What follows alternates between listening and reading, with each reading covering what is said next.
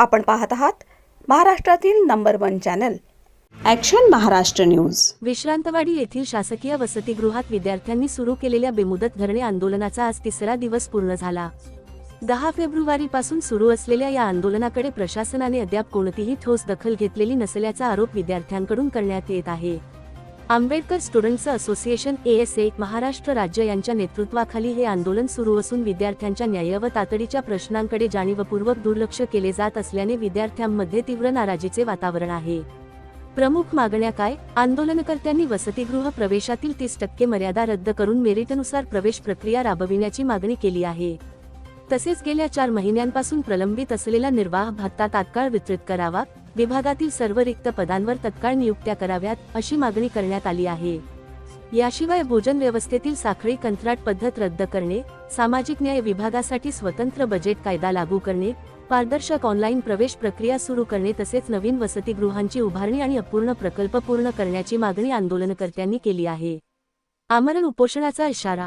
प्रशासनाने तात्काळ लेखी आश्वासन देऊन अंमलबजावणीचा स्पष्ट आराखडा जाहीर करावा, अन्यथा आंदोलन अधिक तीव्र करून पुढील टप्प्यात आमरण उपोषण करण्यात येईल असा इशारा असाचे अध्यक्ष शरद कांबळे, उपाध्यक्ष रविराज सरवदे आणि संघटक संयम भरडे यांनी दिला आहे।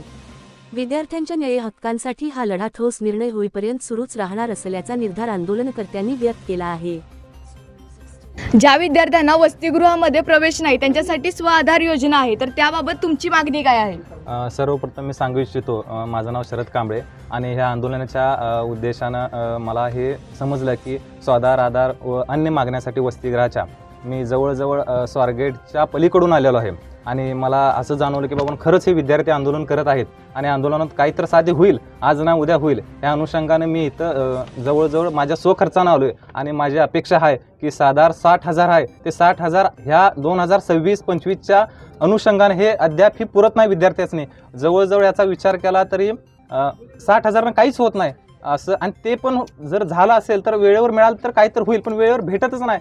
तर ह्या अनुषंगाने मी सांगू इच्छितो माननीय मंत्री महोदय, समाज कल्याणचे प्रशासकीय अधिकारी असतात की बाबा 60,000 मध्ये काय होत नाही, तुम्ही शिकलेला आहेत, आज अधिकारी झालेले UPSC MPSC तुमची मुलं कॉन्व्हेंट शाळेमध्ये प्रायव्हेट शाळेमध्ये शिकत आहेत की बाबा तुम्ही प्रायव्हेट शाळेत 2-2, 3-3 लाख रुपये फी घालून जर शिकवत असेल तर गोरगरिबाच्या पोराने 60,000 मध्ये काय करायचं हे तुम्हीही शिकलं पाहिजे, जाणलं पाहिजे, इथे येऊन वसतिगृहाची भेट दिली पाहिजे।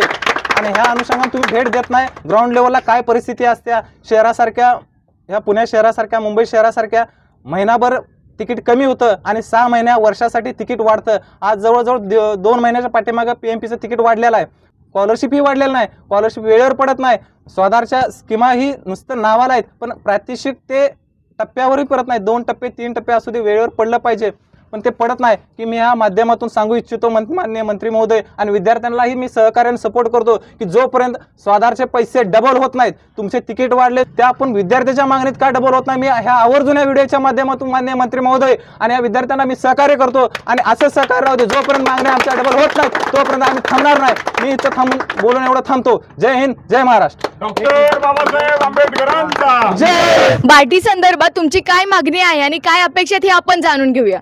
बार्टीमध्ये आपण जर पाहिलं तर विद्यार्थ्यांसाठी शैक्षणिक MPSC असेल, UPSC असेल या विविध योजनांसाठी विद्यार्थ्यांना प्रशिक्षण दिलं जातं, पण त्या प्रशिक्षणमध्ये आपण जर पाहिलं तर आरक्षण हे समांतर आरक्षण एक महिलाला दिलं जातं, सर्वसाधारणना दिलं जातं, अपंगांना दिलं जातं आणि दिव्यांगांना दिलं जातं।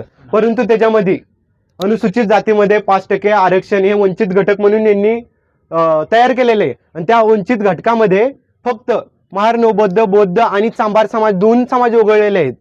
तर आम्ही प्रशासनाला जाब विचारल्यानंतर प्रशासनाचं म्हणणे आहे की चांभार आणि महार हा अनुसूचित जातीमध्ये खूप प्रगत झालेला आहे। तर मला असा प्रश्न विचारायचा आहे की समाजातील व्यक्ती, मंत्री, प्रधान सचिव झाली म्हणजे समाज सुधारला असं नाही। असं झालं असतं तर बाबासाहेब अनुसूचित जातीमध्ये जन्माला आले तर अनुसूचित जातीमध्ये नवीन काय करायचा प्रयत्न केलाच नसता सरकारनं। माझं एवढंच म्हणणं आहे की त्या 5% रिझर्वेशनमध्ये ह्या 2 समाजांनाही समान संधी मिळाली पाहिजे।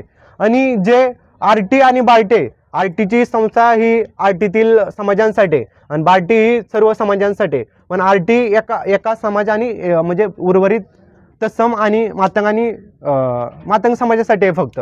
तर मातंग समाजाच्या विद्यार्थ्यांनी बार्टीतील 5% रिझर्वेशनमध्ये त्यांनाही तिथून वगळण्यात यावं व जे महार नवबौद्ध आणि चांभार समाज आहेत त्या समाजांना आपण बार्टीमध्ये समान संधी द्यावी, तरच ह्या बाबासाहेबांच्या संविधानाला मला वाटते की सामाजिक न्याय मिळेल आणि समान संधी मिळेल.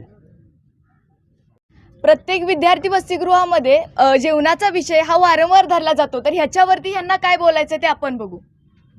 तर आपल्या महाराष्ट्रामध्ये प्रत्येक वसतिगृहामध्ये क्रिस्टल ही जेवणाची व्यवस्था बघते.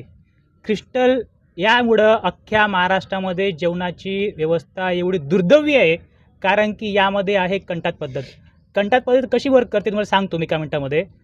एक कंटाकदार जो मेन आहे त्याला 5,600 रुपये मिळतात, पण त्याखाली एक उपकंटकदार, त्याखाली एक अजून उपकंटकदार, या कारणामुळं 5,600चे एवढे भाग पडतात. जो खालचा जो कंटकदार आहे त्याला फक्त 35 रुपये मिळतात.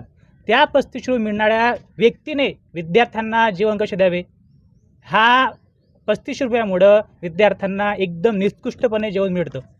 याच कारणामुळं जे याचे मेन आहे प्रसाद लाड, ह्या व्यक्तीला हे कंटाट पद्धत पूर्णपणे बंद करून त्याने नवीन पद्धत चालू करावी. फक्त जो खालचा व्यक्ती आहे त्याला पूर्ण 5,600 रुपये मिळावे, हे आमच्याशी मागणी आहे. सत्य बातमीसाठी बघत रहा ॲक्शन महाराष्ट्र न्यूज.